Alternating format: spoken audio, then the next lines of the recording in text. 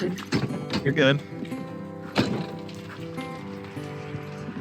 Kapag chicken na manat.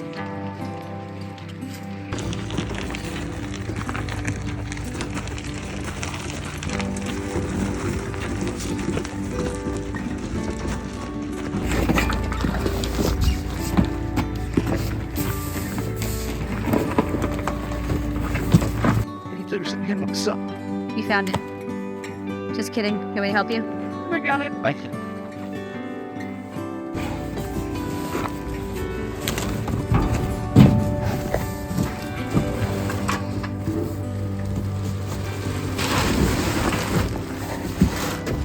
Last slip ones in. You stepped in through, Daddy. Yeah, I. Now you're scraping on the floor. You're hung up on the other box, honey. Hey, come on. Oopsie. Oh, this is good. It's in alignment like that.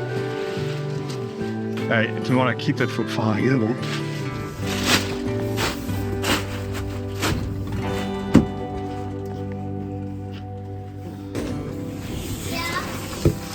Go grab one of those boxes on the front porch. This is kind of rich. Might not. Can it adjust? I don't need more. All right.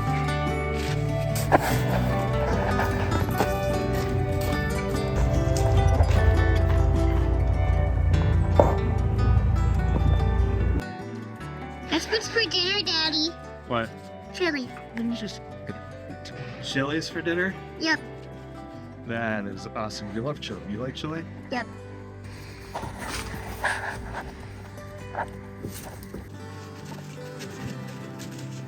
Oh,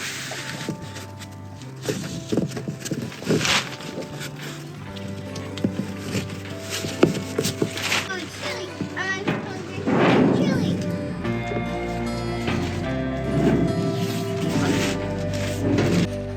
Just vertical, going to just local. Morning, friends. Today we are headed off to the mountains again. This time we're heading up towards Burnsville, North Carolina, and to a small town called Bakersville. We are delivering some grow towers to a business there. It's a small local grocer called Just Local. As you can imagine, they sell Just Local. Just Local was nearly taken out of business, and what we want to do is keep their store open because the area lost its other grocery store. The only other place to get groceries up there is at Walmart on the other side of the county. We all know what kind of food is sold at Walmart.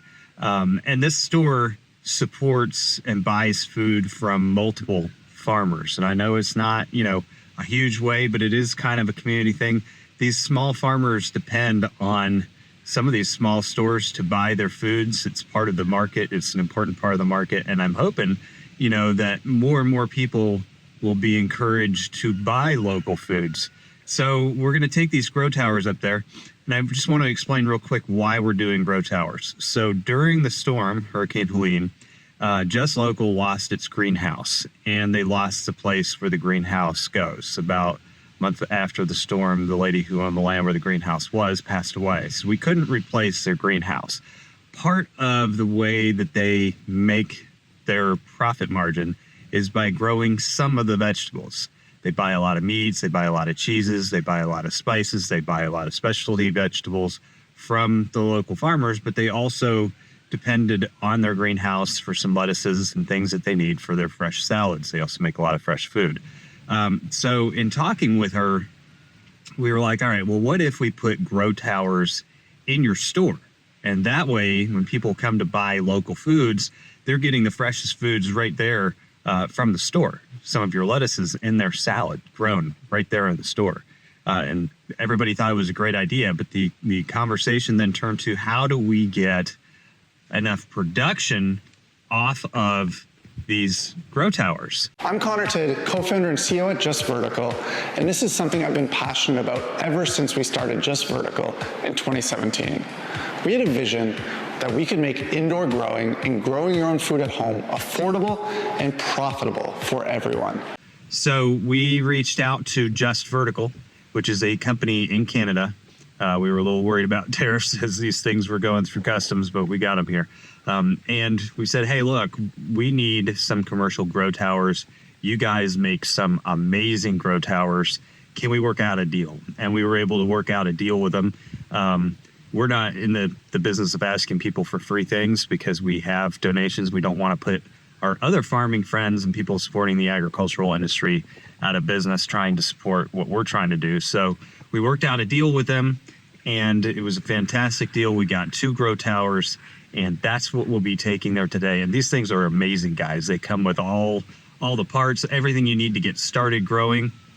Some really cool towers. So I'm pretty excited to make this delivery today, and I'm excited to take you guys along for the ride.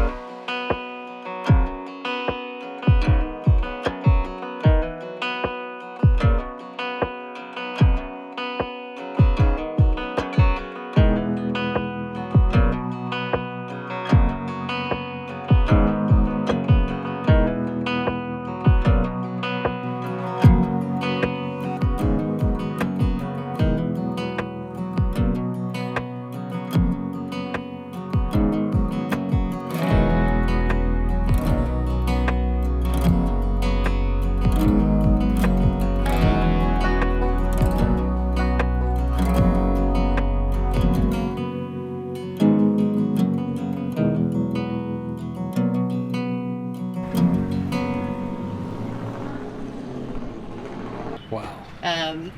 So there's been a long history of the window painting, but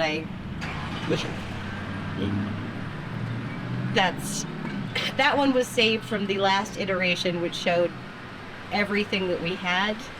I just haven't had time to go back to it to show what we now have. Yeah. That's pretty cool. So my name is Megan Bell. We are at Just Local Market in Bakersville, North Carolina, which is in the county of Mitchell, not far from the border of Tennessee. It had flooded the day before, so we'd already had significant amount of water, so the main corridor of town, which is where a river runs through, it had actually gone up over the road to the adjoining sidewalk. We flood, we know this. And I am usually a very neurotic human being when it comes to that. So my alarm bells were on, but it wasn't, the 5-alarm fire bells. It was okay, yeah, it's gonna flood. I should have my car at high ground. Yeah. It's going to be business as usual. It was not. So when we woke up in the morning, which was actually before the hurricane really hit, we already had trees uprooting. So basically things were so saturated that things were just falling. Then the real party started. So we actually had mini tornadoes. So there's huge tracts of land that basically all of the trees are down like matchsticks, and it's not wind. You can see that basically there was a forceful demolition point that came through. So that sort of skipped and scattered and took out what it will. Then of course we had, I don't even remember how many inches of rain we had, 30 something over 36 hours. I've slept since then, and I think I'm trying to block part of it out. But yes, we had an insane amount of water, and the winds, and the saturation. I live 12 minutes from here, and we actually couldn't leave. After the storm stopped, about 8 hours later, our road just collapsed and washed out.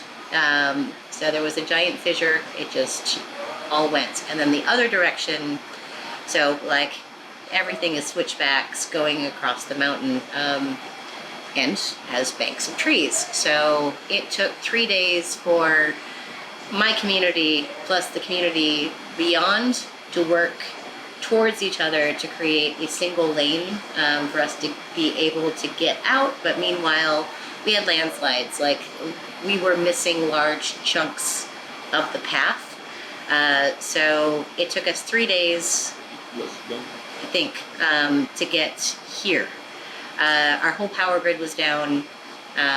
Anything that uses traditional infrastructure didn't have, like, there was no water, there was no sewer, there was no electricity, there was no internet. Our internet towers didn't work for 3 weeks, maybe. So we were completely cut off. So didn't necessarily know that the same event had trashed Asheville or Unicoi in Tennessee. Had no idea, because we were completely cut off, and I think we're probably the community that was cut off the most and the longest. So it usually takes me 12 minutes to get to Bakersville from my house.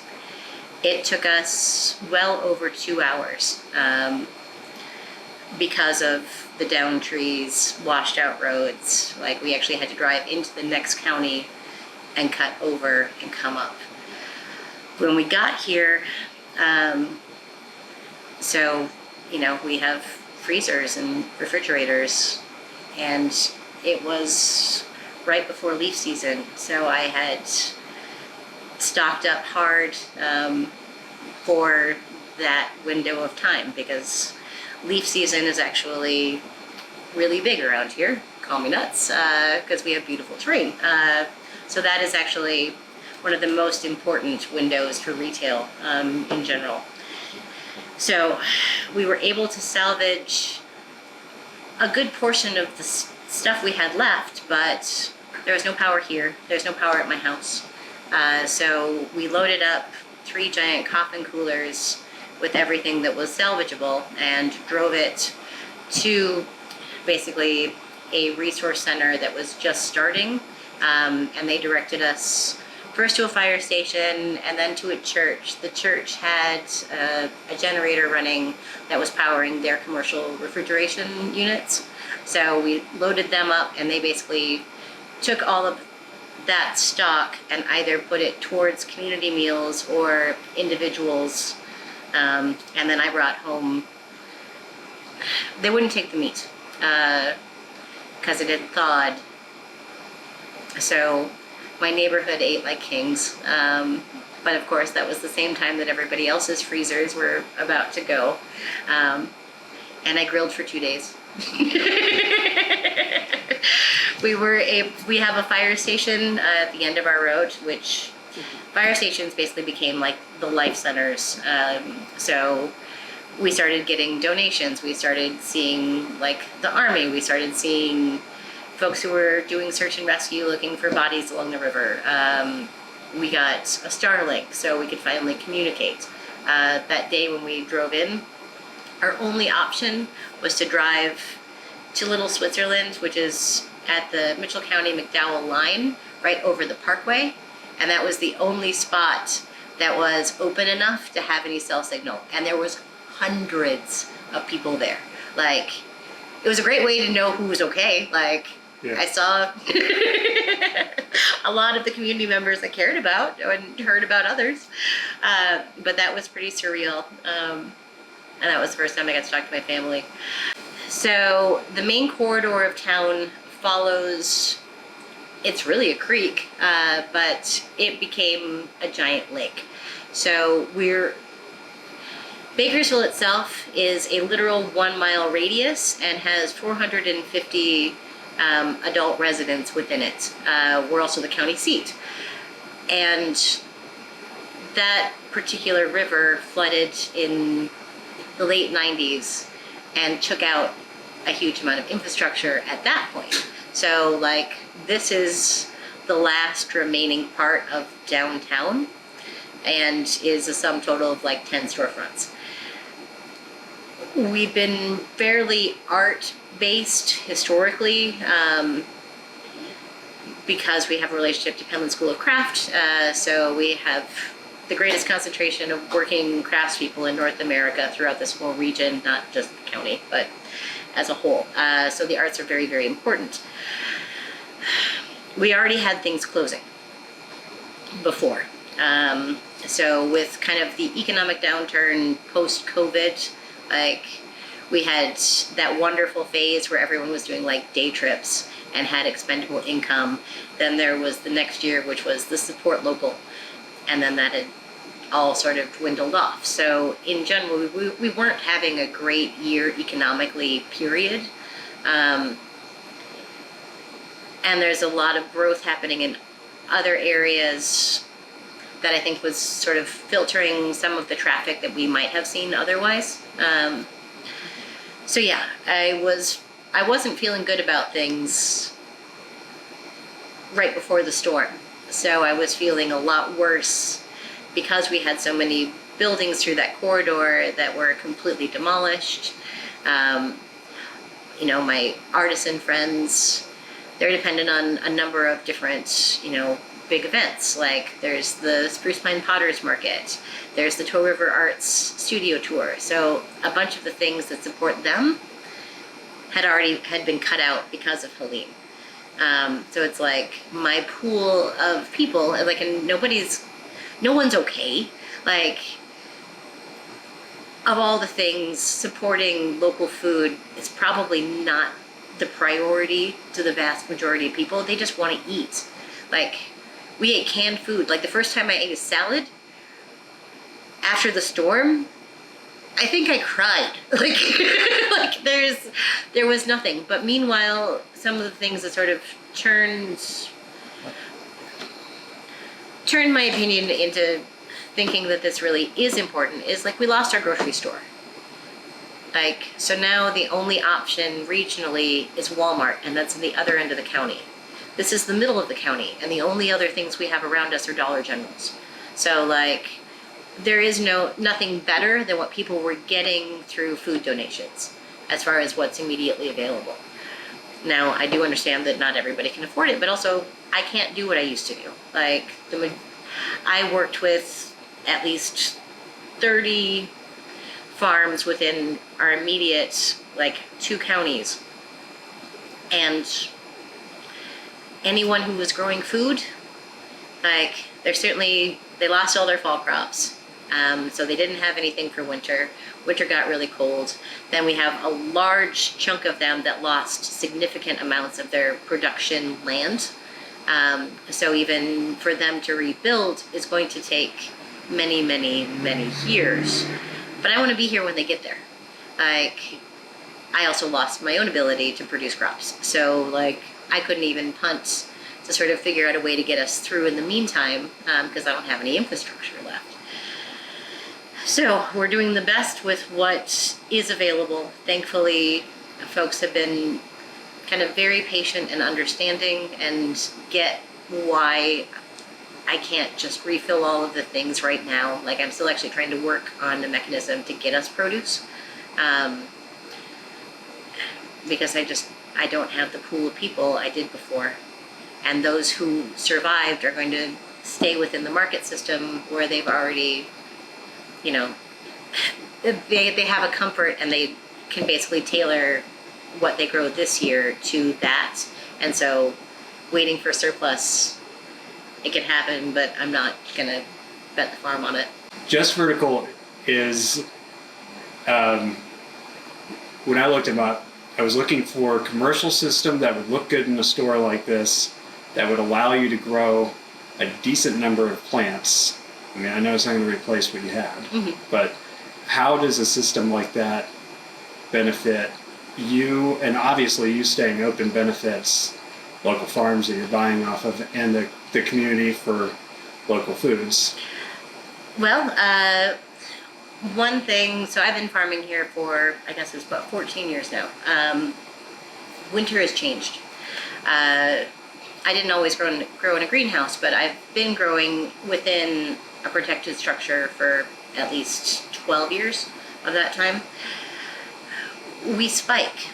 So, like, today it's 65 degrees. Last week it was 16. When you are growing in an enclosed space, like, plants don't know. Like, they think it's spring, and you can't keep replanting because you're depending on basically long-term harvest crops like kale or collards, things that can survive the winter, but they want to bolt like as soon as it gets warm. So I was already at sort of a weird point as trying to navigate winter, and as strange as it may seem, we don't have a lot of folks who utilize season extension, at least within this end. There's a couple hoop houses, but those are destroyed. So it's like we're starting from scratch, and we've always had gaps in our production cycle. Like, so nobody has figured out how to grow great greens in August that hasn't already sold them out at market. So like, there's none of those available to me. Like, there's just lots of little idiosyncrasies. Like, so my one farm who does season extension, who's actually okay, as soon as it dips down, like, his row cover isn't good enough. So like, he's out usually the end of December to March, thereabouts. So that's a whole nother gap. And then the only other greenhouse person I have, her greenhouse is about this big. She fits a lot in there, but you know, like, it takes a lot to feed a whole community of people. So the exciting part about this is it's like 300, almost 300 plant sites. Yeah. So, and the ability to sort of plug and play. So like, I can do repeat harvests of some things, and I can replace things if I actually, you know, use that whole plant. So that will keep us in salad mix through seasons where we wouldn't have any of that. And it also basically allows me to demonstrate our food system. Because we have a kitchen here, I can be like, so the lettuce that you ate was grown right there. Like, you cannot get more local than that. And the reason why we need to grow lettuces right here is because our farms are severely damaged and need as much love and support as you can rally around them, and to forgive them for not having everything that you want all the time. Just in general, one of my biggest takeaways with COVID was how important a localized food economy really is. So the store started September of 2019. So by January, you know, it had all started. And folks, I think, don't necessarily remember what they could and couldn't get. It's interesting what people have sort of flushed out of their memories. But there was the meat crisis, which apparently, yeah, I'm the only one who remembers this thing. So when there was kind of that bottleneck of, there weren't the workers to kill the animals, to process the animals, to transport the animals, to bring them from, you know, Texas to Wyoming to Florida to Connecticut. Like, we are way too dependent on this kind of giant umbrella system when, if we really think about it and try, all of those things, like, okay, I'm not going to grow bananas here, but like, you can keep it so that you have a protected network, like that at least the core things that you need to survive can be produced no matter where you live. But the only way those things are survive is if you support them. And you don't know when you're going to need them again, but if they're not there, what are you going to do? Like, for real, like, you can't turn around and just put in a garden in your apartment. You like, there's a lot of parts of our food access that I think aren't as well understood as I would prefer them to be. And actually, one of the things I love most about my job is being able to educate people about food, but the systems really do matter. Like, there's way too many variables, and if one thing falls out of place, it's like dominoes, like the whole thing collapses. Like, so for instance, my neighbor raised, like, he finished cattle. So he would get them at 600 pounds and he would sell them at 1,200 pounds. So when the meat crisis happened and all the processing plants shut down, he was out like an entire herd of cattle because they had grown too large for him to plug them back into that system. So, like, how we approach all of it can definitely use help and insight. Like, and the only way we can do that is to focus back in on the things that matter. Because one day, yeah, you'll need your neighbor that farms. You'll need that chicken lady down the road because eggs are $14 or whatever it may be. Like, life is not predictable. Tilt it towards me and Yeah, we can do that. Maybe kind of just lift a little bit. Can you lift a little bit? yeah. There we go.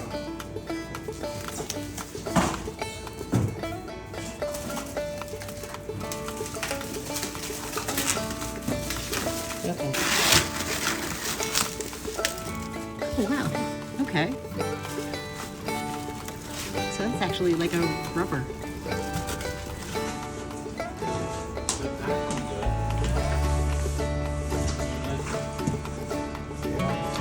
Grip it again.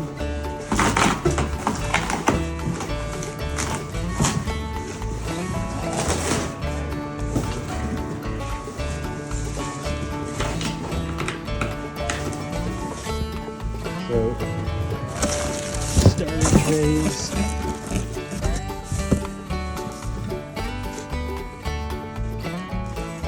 Oh no, they give us seeds. So there is arugula and basil. I'm guessing there is way more than that. But don't talk about plug and play. So Genoese, chives, choy, dill, which is interesting because I've not seen the dill this hydroponic friendly. Peppermint, mustards, 502, 03 and 4 with timers to work. So, timers. Okay. This is some sort of pump. Yeah. You can, but they don't leave anything else. Well, and I'm guessing that might be how we empty it.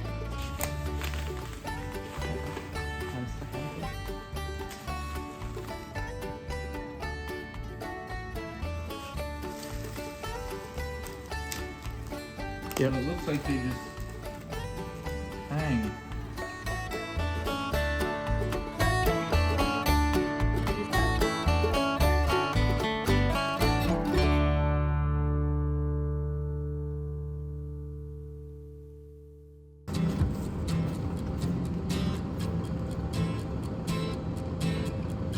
Since the impact of the storm, Meet My Neighbor Productions volunteers have been in the field, cleaning up debris, delivering donations, and serving rural communities in any way we can.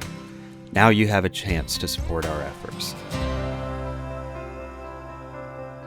The community has poured in so much. It's just been unbelievable to see the effort in our community. Thank you so much for the support and the love and the prayers and all you're doing.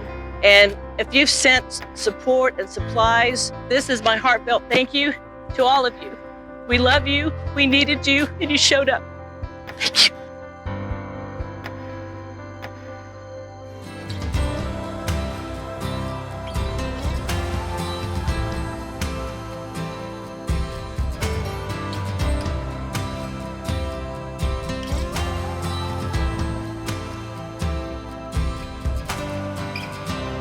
Take action now and click the link below this video.